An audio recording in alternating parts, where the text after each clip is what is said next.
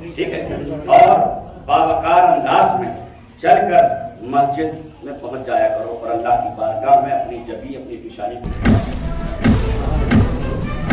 جمعے ٹھیک ہے، اس جمعے کے دن کو اللہ تبارک و تعالیٰ نے اس امت پر ظاہر فرما دیا۔ یہ جمعے کا دن اور بھی امتوں کو دیا گیا تھا لیکن قدر نہیں کی اس جمعے کے دن کو ان لوگوں نے، تو اللہ نے اس جمعے کے دن کو ان سے اٹھا لیا اور اپنے محبوب کے صدقے میں اس امت کا عطا ہے۔ ٹھیک ہے، دوسری بات پڑھے اللہم صلی علی سیدنا و نبینا محمد وعلی آلہ سیدنا و نبینا مولانا محمد وبارک وسلم صلاۃ والسلام علیہ یا رسول اللہ۔ اللہ کے نبی صلی اللہ تعالیٰ علیہ وآلہ وسلم کی محبت یہ اہل ایمان ہے۔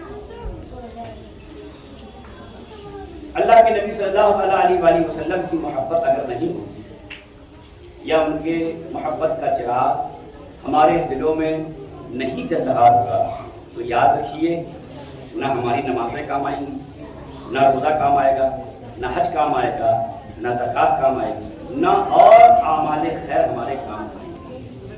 کوئی گارنٹی نہیں لے سکتا کہ ہماری نماز قبول ہوگی۔ ہے کوئی بکیور کے اندر کوئی یہ کہہ دے کہ ہم نماز پڑھتے ہیں ہماری نماز قبول ہوگی، یا ہم حج کر کے آئے تو ہمارا حج قبول ہے، یا ہم زکوٰۃ دے رہے ہیں ہمارا قبول ہو رہا ہے؟ نہیں، صرف امید پر ٹکا ہوا۔ اللہ کی رحمت سے ہمیں امید ہے کہ پروردگار عالم نے جو اعمال ہمیں بتائے ہیں کرنے کے لیے ہم جیسے بھی ہیں کر رہے ہیں، اس کی بارگاہ میں سر جھکا رہے ہیں۔ زکوٰۃ کا وقت آتا ہے تو زکوٰۃ دیتے ہیں، حج کا وقت آتا ہے تو حج کرتے ہیں، روزے کا وقت آتا ہے تو روزہ رکھتے ہیں۔ اب یہ اس کی رحمت سے امید ہے کہ وہ قبول ہو۔ لیکن ایمان اور ایمان نام ہے حضور کی محبت، یاد رکھیے گا، ایمان نام ہے حضور کی محبت کا، نبی کی محبت کا۔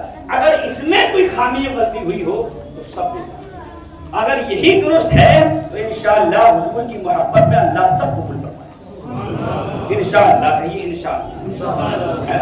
حضور کی محبت یہ اصل ہے، یاد رکھیے، اصل ہے۔ اب دیکھیں آپ، میرے نبی صلی اللہ تعالیٰ علیہ وآلہ وسلم نے حدیث پاک میں ارشاد کیا، میرے نبی کی حدیث، لا یؤمن احدکم حتی اکون احب الیہ من والدہ وولدہ والناس اجمعین۔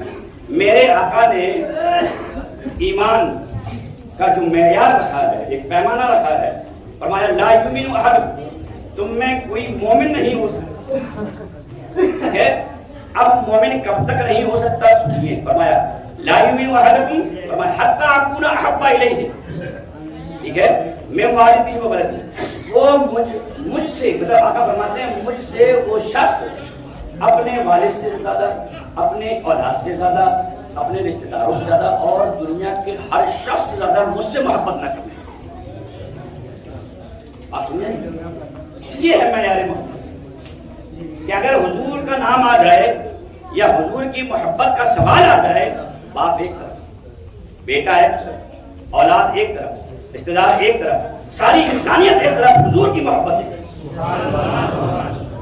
آپ سمجھیں، یہ معیار دیا ہے حدیث نے، میرے آقا کی حدیث میں، خود حضور نے فرمایا ہے۔ اب دیکھیں آپ، صحابہ کا ایمان کیسا تھا اور صحابہ کا عقیدہ کیا تھا، ہے نا؟ صحابہ کی زندگی کو دیکھیں، حضرت عمر فاروق کو دیکھیں، خلیفہ دون کو دیکھیں، ٹھیک؟ حضرت عمر فاروق کے پاس آپ جانتے ہیں، سنا ہوگا، ایک فیصلہ ہونے کے لیے آیا، ٹھیک ہے، اور اس میں ایک مسلمان تھا اور ایک یہودی تھا، زمین کا فیصلہ تھا۔ تو وہ پہلے گئے حضور سرور عالم صلی اللہ علیہ وآلہ وسلم کے پاس، حضور نبی کریم پاس گئے، حضور نے فیصلہ فرمایا تو وہ فیصلہ یہودی کے حق میں ہو گیا۔ وہ مسلمان تھا، ٹھیک ہے، لیکن اندر صحیح نہیں تھا، باہر سے مسلمان تھا، اندر سے منافق تھا۔ بات سمجھ آئی؟ تو یہ بھی قبلہ درست کرنے کی ضرورت ہے، دل کا قبلہ بھی درست کرنے کی ضرورت ہے۔ اگر یہاں سے خرابی ہے تو پورا جسم خراب ہے۔ حدیث پاک میں فرمایا کہ جس ایک اللہ نے جسم میں ایک ٹکڑا دیا ہے، لٹوا دیا ہے نا گوشت کا، اگر وہ خراب ہے تو سب خراب ہے، اگر وہ صحیح ہے تو سب صحیح ہے۔ فرمایا الا وہی القلب، اور وہ تمہارا دل ہے، وہ تمہارا دل ہے۔ اگر دل کا قبلہ صحیح ہے تو سب صحیح ہے، اگر دل کا قبلہ خراب ہو گیا تو سب خراب ہو گیا. کیوں؟ فرمایا نیت کا دار و مدار بات سمجھ آئی وہ تمہارے دل اور تمہاری سوچ پر ہے. تم کس طرح کی نیت رکھتے ہو. اور یاد رکھو اللہ تبارک و تعالیٰ نیتوں کو دیکھتا ہے. انما الاعمال بالنیات، تمہارے ہر عمل کا، چاہے چھوٹا عمل ہو چاہے بڑا عمل ہو، تمہارے ہر عمل کا دار و مدار تمہاری نیتوں پر ہے. اب دیکھیں آپ تو حضور نبی کریم صلی اللہ علیہ وآلہ وسلم نے فیصلہ فرمایا. ٹھیک ہے، یہودی کے حق میں فیصلہ ہو گیا. اب وہ مسلمان تھا لیکن اندر سے منافق تھا. اس نے کیا کرا؟ اس نے کہا کہ نہیں میں فیصلہ نہیں مانتا. اب بتائیے اس نے حضور نے جس کا فیصلہ فرما لیا ہو وہ حضور کی بات کا انکار کرتے وہ مومن ہو سکتا ہے؟ وہ مسلمان ہو سکتا ہے؟ جو حضور کی بات کہتا ہے وہ مسلمان ہو سکتا ہے؟ نہیں. اب اس نے کہا کہ کہاں چلیں پھر فیصلہ کروانے؟ ایسا کرو عمر فاروق کے پاس چلو، فاروق اعظم کے پاس چلو، وہ دیکھا کیا فیصلہ کرتے ہیں. چلو بھائی تم نہیں مانتے، چلو تمہارے نبی نے فیصلہ کر دیا تو نے مانا نہیں. نہیں فاروق اعظم پہنچے صاحب، دونوں پہنچے. اب دونوں وہاں پہنچے، اپنا اپنا مقدمہ رکھا ان کے سامنے، انہوں نے سنا. لیکن یہودی نے یہ کہہ دیا کہ اے فاروق آپ یہ یاد رکھیے کہ اس کا فیصلہ آپ کے نبی کر چکے ہیں. اس کا فیصلہ آپ کے نبی کر چکے ہیں، لہذا میرے حق میں فیصلہ کیا ہے.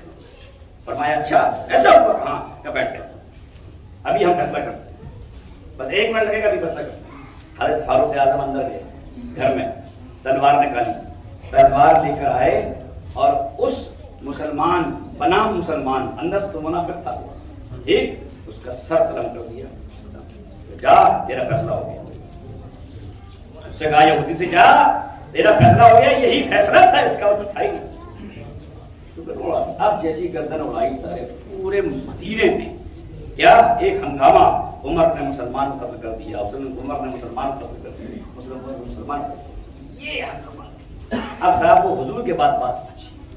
اب حضور علیہ السلام نے حضرت عمر فاروق اعظم کو طلب کیا، بلایا، کہا اے عمر یا تمہارے پاس فیصلہ پہنچا تھا کہ جی پھر تم نے ایک مسلمان کو قتل کر دیا. یا رسول اللہ میں نے مجھے ہے مسلمان کو قتل نہیں کیا، پھر میں نے منافق کر مومن کو قتل نہیں کیا. اس لیے یا رسول اللہ جو آپ کا فیصلہ نہ مانے وہ مسلمان ہو ہی نہیں. اور اسی فیصلے پر فوراً قرآن کریم آیت نازل ہوئی. فوراً جبریل علیہ السلام آسمان سے اللہ کی جانب سے حضور کے پاس فوراً آیت کریمہ لے کر آئے کہ جو آپ کے فیصلے نہ مانے محبوب وہ مسلمان ہو ہی نہیں. اب آپ دیکھ کہ معیار کیا ہے مسلمان ہونے کی، مومن ہونے کی؟ بتائیے حضور کی محبت اور حضور کا عشق ہے نا. تو صحابہ کرام حضور سے محبت فرماتے تھے، ٹوٹ ٹوٹ کر عشق کرتے تھے حضور. ٹھیک ہے، جو حضور فرما دیتے اس پہ لبیک، نہ چوں نہ چرا کچھ بس. اس لیے اب دیکھیں آپ کہ ایک جگہ حضور نے ایک اونٹ خریدا. ٹھیک ہے، شریعت میں 2 لوگوں کی گواہی مانی ہے. کیا لوگوں کی؟ 2 لوگ، 2 مرد ہوں ان کی گواہی مانی جائے گی. ٹھیک ہے، اب دیکھیے ایک صحابی تھے، ان کا نام یاد نہیں آ رہا تھا. حضور نے ایک اونٹ خریدا. اب خریدنے کے بعد حضور نے فرمایا اس سے کہ میں تمہیں پیسے دے دوں گا، ٹھیک ہے، ٹھیک، لیکن میں پیسے کچھ دنوں کے بعد دوں گا. ٹھیک کوئی بات نہیں. اب حضور جب پیسے دینے کا وقت آیا تو وہ مکر گیا. کہنے لگا نا اونٹ ہم نے بیچے گی، تمہیں اونٹ بیچے گی. اب وہاں بھیڑ جمع ہو گئی، ایسی باتیں ہونے لگی کہ بتائیے یہ کیسے ہیں کہ اونٹ بیچا نہیں، کہہ رہے اونٹ دے دیا اور قیمت لے کے آئے ہیں، اونٹ دو ہمیں قیمت نہیں چاہیے. وہ مکر گیا. اب وہاں کوئی حضور نظر ڈالی تو اس سمجھنے میں کوئی ایسا نہیں تھا جو حضور کی طرف سے کچھ نہیں. ایک صحابی تھے وہاں، وہ پہنچے اور پہنچنے کے بعد جب انہوں نے یہ معاملہ سنا دیکھا کہنے لگے میں گواہی دیتا ہوں کہ حضور نے اونٹ خریدا. اب حضور نے فرمایا تو تھا ہی نہیں جب خرید و فروخت کی بات ہوئی تو تم تو تھے ہی نہیں، تم نے گواہی کیسے دی؟ کہا یا رسول اللہ آپ کے کہنے پر جب ہم نے بغیر دیکھے خدا کو مان لیا یہ تو بہت بڑی بات ہے. ٹھیک ہے، اب ان کے جو ہے جب انہوں نے گواہی دے دی ہو گیا تھا، قیمت دی، چلے آئے. اب سرکار نے ارشاد فرمایا صحابہ کے درمیان آپ کا سنو اگر کسی کو 2 مردوں کی گواہی چاہیے تو اس کی گواہی کافی ہے، میں کہتا ہوں، ٹھیک ہے۔ اب جب 2 لوگوں کی گواہی چاہیے ہوتی تھی صحابہ کو تو ان کو پکڑ لیا تھا، چلو حضور نے فرمایا تھا۔ اب بتائیے کیسا عشق تھا یہ، کہ حضور سے کس طرح عشق کرتے تھے، کس طرح محبت کرتے تھے، ہے نا۔ اب دیکھیں آپ، یہ تو ہوگی حضور سے محبت، ٹھیک۔ اب ایک حدیث سنیے، فرمایا محرم چل رہا ہے نا، اب محرم پہ کچھ ہو جائے تھوڑا بہت، اب سنیے آپ، کیونکہ بگیوا والوں نے بلانا بند کر دیا، کوئی یاد ہی نہیں کرتی، ٹھیک ہے۔ آقا نے فرمایا حسین منی و انا من حسین، یہ حدیث بھی محبت کا تقاضا کرتی ہے، یاد کیجیے۔ یہاں حضور کی محبت تھی، یہاں حضور حسین کی محبت طلب کر رہے ہیں آپ سے، وہاں خدا حضور کی محبت طلب کر رہا تھا کہ میرے محبوب سے محبت کرو۔ میں نے اپنے محبوب کو ایسے سانچے میں ڈھالا ہے کہ جو بے گناہ ہے، معصوم ہے، اس سے خطا ہو ہی نہیں سکتی، اور ایسا حسن دیا ہے کہ دنیا میں کسی کے پاس نہیں ہے۔ حسن یوسف کے چرچے تو بہت ہیں، لیکن حسن یوسف پہ اسی حسن کا صدقہ ہے، ہمارے محبوب کا صدقہ ہے جو حسن یوسف کو مل گیا ہے نا۔ لہذا ایسا حسن دیا آقا نے، اس پر اللہ نے حضور کی محبت کا مطالبہ کیا آپ سے، ٹھیک۔ اب ادھر حضور حسین کی محبت کا مطالبہ کر رہے ہیں، فرما رہے ہیں حسین منی و انا من الحسین، حسین مجھ سے ہے، میں حسین سے، ٹھیک۔ اب ایک بات ہے، فرمایا حسین منی، ٹھیک ہے، کہ حسین مجھ سے ہیں، ٹھیک۔ یہ تو بات سمجھ میں آتی ہے کہ وہ نانا ہے وہ نواسے، وہ نانا ہے وہ نواسے ہیں، تو نانا سے نواسا تو سمجھ میں آتا ہے کہ نانا سے نواسا ہو سکتا ہے، دادا سے پوتا، چچا سے بھتیجا، باپ سے پولا، ٹھیک ہے۔ لیکن حضور نے آگے فرمایا حسین میں وانا من الحسین، اور میں حسین سے، یہ سمجھ میں نہیں آتا کہ یہ کیا ہے، یہ ٹکڑا، یہ جو کہہ رہا ہے کہ میں حسین سے ہوں، یہ کیا ہے، یہ سمجھ میں نہیں آتا۔ یا رسول اللہ، آپ نے فرمایا کہ حسین مجھ سے ہیں، جو بات تھی آپ سے ہیں حسین، ٹھیک ہے۔ آپ کی جگر گوشہ ہے، آپ کی دعا ہے، آپ کے آنکھ ٹھنڈک ہے حسین، آپ محبت فرماتے تھے حسین سے، ٹھیک ہے۔ لیکن یا رسول اللہ، یہ سمجھ نہیں آتا کہ حسین سے آپ کیسے، حسین سے کیسے ہے، اس سے آپ کیسے، اب فرمایا بات یہ ہے کہ جس نے حسین سے محبت کی اس نے مجھ سے محبت کی، جس نے حسین سے عشق کیا اس نے مجھ سے عشق کیا، جس نے حسین کی بات مانی اس نے میری بات مانی، جس نے حسین کا ذکر کیا اس نے میرا ذکر کیا، جس نے حسین کی محفل سجائی اس نے میری محفل سجائی، جس نے حسین کی جو ہے حسین کا ذکر کیا، حسین کا بیان کیا، حسین کا نام لیا، اس نے میرا نام لیا۔ اور یاد رکھو، اس کا پلٹ کر دو کہ جس نے حسین سے دشمنی کی اس نے مجھ سے دشمنی کی، جس نے حسین سے عداوت کی اس نے مجھ سے عداوت کی، جس نے حسین سے دوستی کی اس نے مجھ سے دوستی کی۔ تو اس ٹکڑے کا مطلب یہ ہے۔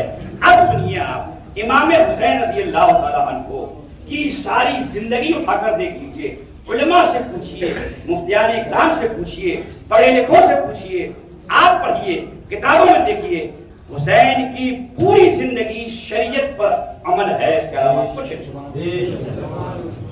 آج جو ہمارے پاس دین پہنچ گیا ہے یہ حسین کا کرم ہے، ورنہ تو یزید کی حکومت تو ایسی تھی کہ جس نے اسلام کو پامال کر کے رکھ دیا، خراب کر کے رکھ دیا تھا، گندے اعمال اس نے جاری کروائے تھے، اور ان گندے اعمالوں میں سب سے خراب عمل اس نے کہا تھا کہ شراب پیو، شراب کھانے کھولو، جوئے عام کر دیے تھے، جوئے کے اڈے کھلوا دیے تھے، اس نے بیاج خوری عام کر دی تھی، بیاج کھلوا دیا تھا اس نے، آپ کھلے عام گناہ ہو رہا تھا، ماں بہنوں کی عزت و آبرو کی نیلامی ہو رہی تھی کھلے عام۔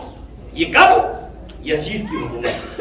امام حسین رضی اللہ تعالیٰ عنہ نے جب یزید کی یہ حرکتیں دیکھیں تو امام حسین نے، یاد رکھو، جب امام حسین میدان کربلا میں پہنچ گئے اور امام حسین سے کہا گیا کہ آپ یزید کی بیعت کر لیجئے تو آپ بچ جائیں گے۔ امام حسین نے کہا کہ سنو، یزید ناپاک ہے، ناپاک کام کرتا ہے، عمل اس کے خراب ہیں، اور میں پاک ہوں، میں پاک ہوں، میرے اندر کوئی خراب عمل نہیں ہے، میں نانا کی شریعت پر عمل کرتا ہوں اور کرواتا ہوں، میرا ہاتھ پاک ہے، یزید کا ہاتھ ناپاک ہے، لہٰذا ایک پاک ہاتھ میں ناپاک ہاتھ ہرگز نہیں آتا۔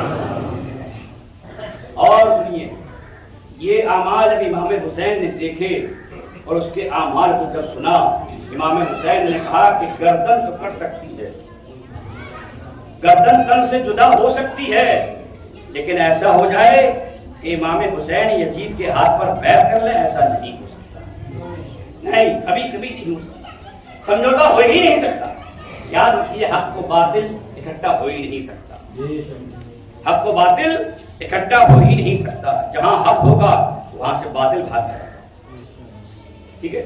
قرآن کہتا ہے جان حق وضاحق الباطل ان الباطل کان زہوقا، حق آیا، باطل مٹ گیا اور باطل کو مٹنا ہی تھا، ٹھیک ہے؟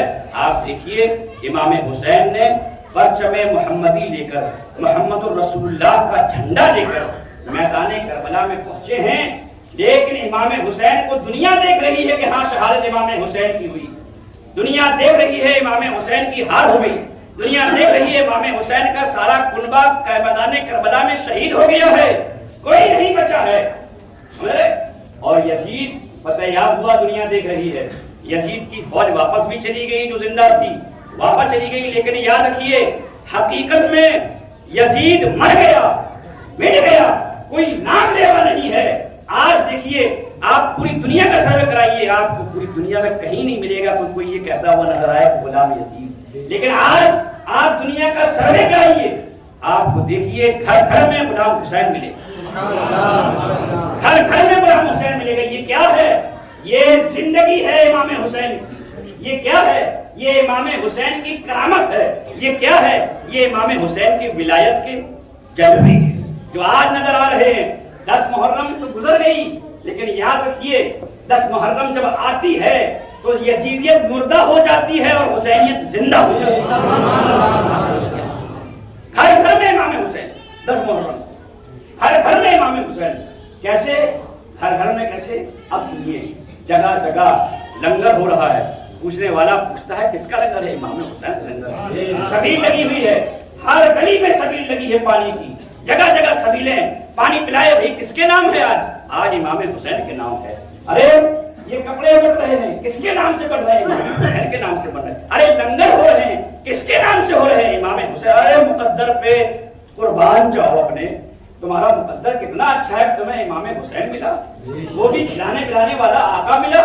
آپ سوچیے 10 محرم کو کس نے کیا کیا نعمتیں کھائیں، کوئی بنواتا ہے ایسے؟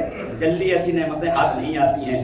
یہ 10 محرم کی تاریخ ہے، عاشورے کا دن ہے، امام حسین کی شہادت ہے، ان کے ولایت کے چرچے، ان کے ولایت کے جلوے اور ان کی شہادت کی رانائیاں اور اس کی نور، اس کا نور، اس کی نفحت، اس کی خوشبو بکیور تک میں موجود ہے، بکیور نہیں بلکہ پوری دنیا میں موجود ہے۔ ہر جگہ 10 محرم کو امام حسین کے نام سے لوگ لنگر کرتے، کچھ نہیں اگر ہے تو لوگ ایک زردہ پکوا کے انہوں نے فاتحہ کر دو امام حسین کی نام، کچھ نہیں ملا تو لے آؤ بتاسی لے آؤ، کچھ نہیں تو کھیلا نہیں لے آؤ، کچھ نہیں ملا تو جلیبی لے آؤ۔ جس حیثیت کا جو ہے امام حسین کے کرم سے جس کی جیبیں جتنی بھری ہوئی ہیں وہ اسی قدر امام حسین پر شاہ۔ لہذا یاد رکھیے کہ امام حسین حقیقت میں زندہ ہے اور آج تک اس امت کی رہبری رہنمائی فرما رہے ہیں۔ آج اگر امام حسین نے اپنی شہادت، اپنے گھر والوں کی شہادت پیش نہ کی ہوتی میدان کربلا میں تو یہ دین جس طرح تھا اس طرح نہ رہتا بلکہ مسخ ہو جاتا ہے نا۔ آج جو دین سلامت ہے، جو دین قائم ہے، نمازیں سلامت ہے، تو آپ سمجھیے یہ امام حسین کی کرامت ہے۔ اور وہ امام حسین رضی اللہ تعالیٰ عنہ جن کے لیے قرآن کہتا ہے وَلَا تَقُولُوا لِمَن يُقْتَلُ فِي سَبِيلِ اللَّهِ أَمْوَاتٌ، اللہ کی راہ میں جو قتل کی جائے انہیں مردہ نہ کہو بلکہ وہ زندہ ہیں۔ پروردگار نے تمہیں شعور نہیں دیا ہے کہ تم ان کی जिंदगी को समझो। लिहाजा हम पूरी अपनी ताकत लगा लें और पूरी अपने सोच लगा लें, समझ लगा लें, दिमाग लगा लें, लेकिन इमाम हुसैन की जिंदगी को नहीं समझ सकते हैं।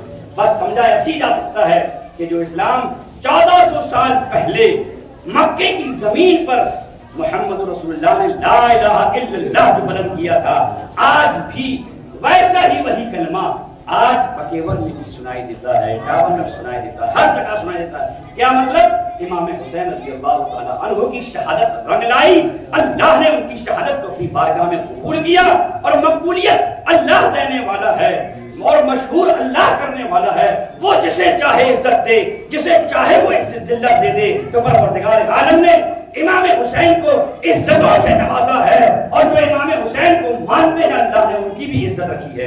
तो याद रखिए पकेवर वालों कि हमें अपना ईमान दुरुस्त करना है, ईमान का क़िबला दुरुस्त करना है, हमें अपनी नियतें दुरुस्त करना है और इमाम हुसैन और उनके घर वालों के दामन से हमें चिपके रहना है। अस्सलामु अलैकुम व रहमतुल्लाहि तआला व बरकातहू।